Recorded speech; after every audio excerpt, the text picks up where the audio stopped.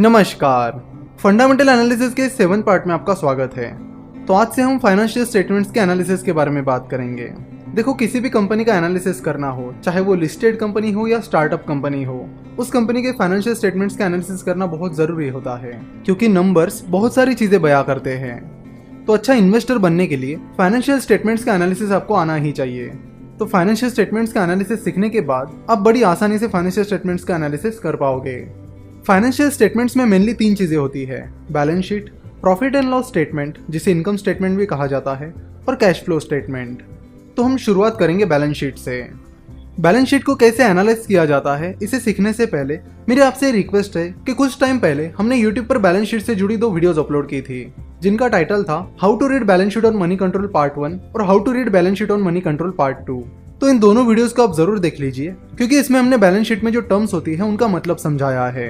साथ ही balance sheet को balance sheet क्यों कहा जाता है, बैलेंस शीट में जो हर एक टर्म है उसका मतलब क्या है, शेयर होल्डर से उठाया हुआ पैसा कंपनी के लिए लायबिलिटी कैसे होता है, ये सारी चीजें हमने उन 2 वीडियोस में पहले एक्सप्लेन की है। तो आज हम बैलेंस शीट के टर्म्स और उसके बेसिक्स के बारे में बात नहीं करने वाले। आज हम बात करने वाले कि बैलेंस शीट को एनालाइज कैसे करें। सो अगर आप ये 2 वीडियो पहले देख लोगे तो आपको आज का ये सेशन अच्छे से समझने में मदद होगी।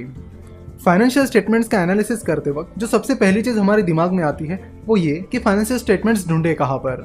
किसी भी कंपनी के फाइनेंशियल स्टेटमेंट्स ढूंढने के लिए आपको उस कंपनी की वेबसाइट पर जाना होगा और इन्वेस्टर रिलेशंस इस सेक्शन पर क्लिक करना होगा।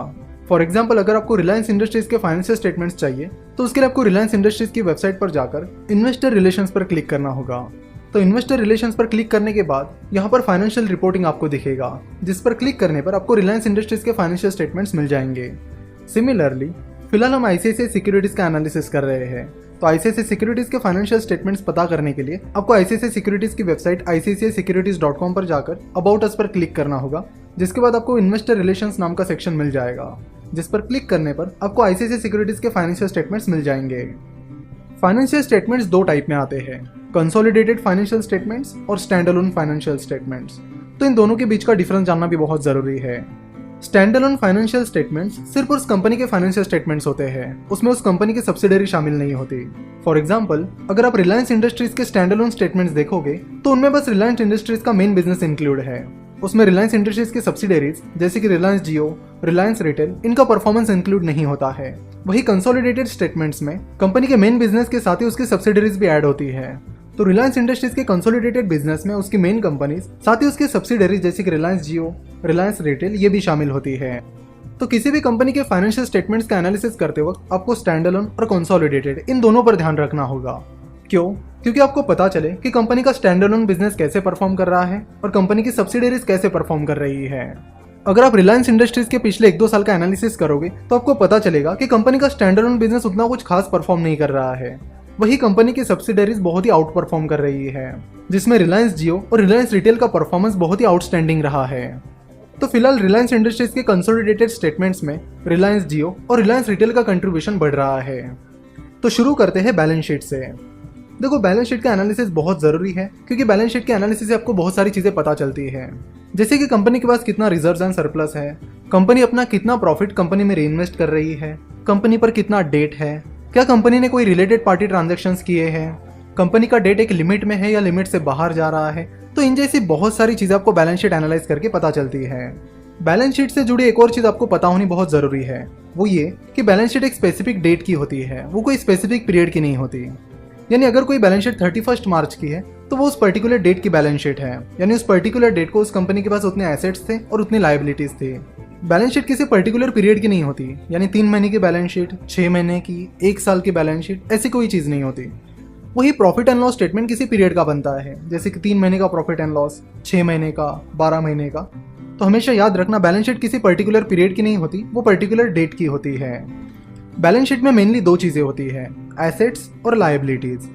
एसेट्स मतलब कंपनी के पास कितनी संपत्ति है, और लायबिलिटीज मतलब कंपनी के ऊपर कितनी देनदारियां हैं। शुरुआत में हमने आपको जो 2 वीडियोस देखने के लिए कहा है उनमें ऑलरेडी एसेट्स और लायबिलिटीज की बेसिक बातें कवर की गई है, तो आज हम उस पर बात नहीं करेंगे।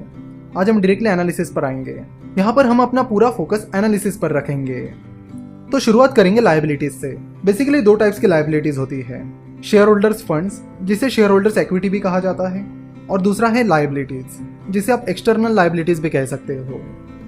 शेयर होल्डर्स फंड्स में दो चीजें आती है, शेयर कैपिटल और रिजर्व्स एंड सरप्लस। जब कोई कंपनी अपने शेयर्स इशू करती है तो वो हर शेयर की एक फेस वैल्यू डिसाइड करते हैं, जो कि 2 रुपए, 5 रुपए, 10 रुपए ऐसे होती है।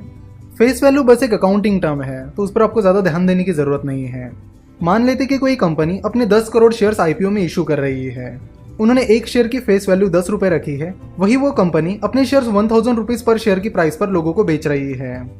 तो अपने 10 करोड़ शेयर्स 1000 रुपीज की प्राइस पर बेचने के बाद कंपनी को 10,000 करोड़ रुपीज मिलेंगे। कंपनी के एक शेयर की फेस वैल्यू 10 रुपए है और कंपनी ने उस पर 990 रुपीज का प्रीमियम लगाकर अपने शेयर्स 1000 रुपीज की प्राइस पर बेचे हैं। सो अगर आप कंपनी की फेस वैल्यू को नंबर ऑफ शेयर्स इशूड से मल्टीप्लाई करोगे तो आपको कंपनी का शेयर कैपिटल मिलेगा, और फिर फेस वैल्यू के ऊपर कंपनी ने जो प्रीमियम लगाया है उसे आप नंबर ऑफ शेयर्स इशूड से मल्टीप्लाई करोगे तो आपको कंपनी का शेयर प्रीमियम मिलेगा, जो कि रिजर्व्स एंड सरप्लस में जाता है। तो यहाँ पर उस कंपनी का शेयर कैपिटल होगा face value that is 10 rupees multiplied by number of shares issued that is 10 crore is equal to 100 crore, और शेयर प्रीमियम होगा प्रीमियम जो कि 990 रुपीज है multiplied by number of shares issued that is 10 crore is equal to 9900 crore. तो ये 100 करोड़ रहेगा उस company का शेयर कैपिटल और ये 9900 करोड़ रहेगा उस कंपनी का शेयर प्रीमियम, जो कि जाएगा कंपनी के रिजर्व्स एंड सरप्लस में। रिजर्व्स एंड सरप्लस में शेयर प्रीमियम के अलावा और एक चीज होती है जिसे कहते हैं रिटेन्ड अर्निंग्स। तो चलिए देखते हैं कि रिटेन्ड अर्निंग्स क्या होती है। कंपनी को जो नेट प्रॉफिट होता है उसमें से शेयर होल्डर्स को डिविडेंड और शेयर बायबैक देने के बाद जो कुछ बचता है उसे रिटेन्ड अर्निंग्स कहते हैं, और ये retained earnings reserves and surplus में जाती है। रिटेन्ड अर्निंग एक बहुत ही इंपॉर्टेंट चीज है। अगर कंपनी की अच्छी खासी रिटेन्ड अर्निंग्स है तो उसकी मदद से कंपनी अच्छा खासा एक्सपांशन कर सकती है, और बिना डेट लिए या कम डेट लिए भी कंपनी अपना अच्छा एक्सपांशन कर सकती है। कंपनी के रिटेन्ड अर्निंग्स का एनालिसिस करने के लिए आपको देखना होगा कि हर साल कंपनी की रिटेन्ड अर्निंग्स किस हिसाब से बढ़ रही है। देखो, फाइनेंशियल स्टेटमेंट्स का एनालिसिस करते वक्त एक चीज हमेशा ध्यान रखना कि यहाँ पर कंपनी के पिछले 1-2 साल का एनालिसिस करके काम नहीं चलता है। आपको कम से कम पिछले 5 से 7 साल के फाइनेंशियल स्टेटमेंट्स का एनालिसिस करना होगा। यहाँ पर एक नोट्स नाम का कॉलम है, तो आप देख सकते हो कि रिजर्व्स एंड सरप्लस के आगे 4 नंबर लिखा है। तो रिजर्व्स एंड सरप्लस को डिटेल में समझने के लिए आपको 4 नंबर की नोट पर जाना होगा, जो कि आपको बैलेंस शीट के नीचे मिलेगी। चलो तो नोट नंबर 4 पर जाकर देखते हैं कि रिटेन्ड अर्निंग्स कैसे निकालते हैं। जैसे कि मैंने आपको पहले ही बताया कि नेट प्रॉफिट में से डिविडेंड और शेयर बायबैक सब्ट्रैक्ट करने के बाद आपको रिटेन्ड अर्निंग्स मिल जाएगी। तो नोट नंबर 4 पर आने के बाद यहाँ डी पॉइंट में आप देख सकते हो सरप्लस। तो यहाँ पर आप देख सकते हो add profit after tax for the year, जिसके सामने आप देख सकते हो कि फाइनेंशियल ईयर 2018 में कंपनी को 557 करोड़ का प्रॉफिट हुआ था। ये सारे नंबर्स मिलियन में है, इन्हें मैं आपको करोड़ में कन्वर्ट करके बता रहा हूँ। और फाइनेंशियल ईयर 2017 में आईसीआईसीआई सिक्योरिटीज को 338 करोड़ का प्रॉफिट हुआ था। जैसे कि आप यहाँ नीचे देख सकते हो कि कंपनी ने फाइनेंशियल ईयर 2018 में 177 करोड़ का इंटरिम डिविडेंड दिया है, और उस डिविडेंड पर कंपनी ने 36 करोड़ का डिविडेंड डिस्ट्रीब्यूशन टैक्स पे किया है। तो नेट प्रॉफिट में से ये दोनों फिगर सब्ट्रैक्ट करने के बाद आपको कंपनी की रिटेन्ड अर्निंग्स मिल जाएगी। इस पीरियड में कंपनी ने कोई शेयर बायबैक नहीं किए हैं, इसलिए वो अमाउंट आपको सब्ट्रैक्ट करने की जरूरत नहीं है। तो हमने देखा कि फाइनेंशियल ईयर 2018 में कंपनी को 557 करोड़ का प्रॉफिट हुआ है, जिसमें से कंपनी ने 177 करोड़ इंटरिम डिविडेंड दिया है, और साथ ही कंपनी को 36 करोड़ का डिविडेंड डिस्ट्रीब्यूशन टैक्स पे करना पड़ा। 557 करोड़ में से 177 करोड़ और 36 करोड़ सब्ट्रैक्ट करने के बाद 344 करोड़ बचते हैं, जो कि कंपनी की रिटेन्ड अर्निंग्स है। इसी तरह आपको कंपनी के पिछले 5-7 साल की रिटेन्ड अर्निंग्स देखनी होगी और इस रिटेन्ड अर्निंग में होने वाली ग्रोथ भी देखनी होगी। सिमिलरली आप यहाँ फाइनेंशियल ईयर 2017 के टेबल में देख सकते हो कि फाइनेंशियल ईयर 2017 में कंपनी को 338 करोड़ का प्रॉफिट हुआ था, जिसमें से कंपनी ने 205 करोड़ डिविडेंड में दे दिए थे, और साथ ही उस पर 41 करोड़ का डिविडेंड डिस्ट्रीब्यूशन टैक्स पे किया था। सो 338 करोड़ में से 205 करोड़ और 41 करोड़ सब्ट्रैक्ट करने के बाद 92 करोड़ बचते हैं, जो कि फाइनेंशियल ईयर 2017 में कंपनी की रिटेन्ड अर्निंग्स थी। बस 1-2 सालों की रिटेन्ड अर्निंग्स देखने से काम नहीं चलता है, आपको कम से कम पिछले 5 से 7 साल की रिटेन्ड अर्निंग्स निकालनी होगी और उसकी ग्रोथ चेक करनी होगी। तो आपके लिए आज का होमवर्क ये है कि आपको आईसीआईसीआई सिक्योरिटीज के पिछले 4-5 साल की रिटेन्ड अर्निंग्स निकालनी है। तो आप ये रिटेन्ड अर्निंग्स निकालिए और नेक्स्ट लेक्चर से हम वहाँ से कंटिन्यू करेंगे। आशा करता हूँ कि आपने आज का ये सेशन बहुत एंजॉय किया होगा, क्योंकि फाइनेंशियल स्टेटमेंट्स का एनालिसिस हमारा भी एक फेवरेट टॉपिक है, जिसे सिखाने में हमें भी काफ़ी मज़ा आता है। आशा करता हूँ कि आप भी इसे पूरी तरह से एंजॉय कर रहे होंगे। आगे चलकर ये एनालिसिस बहुत ही इंटरेस्टिंग होने वाला है। सो जल्दी आपसे मिलेंगे नेक्स्ट पार्ट में।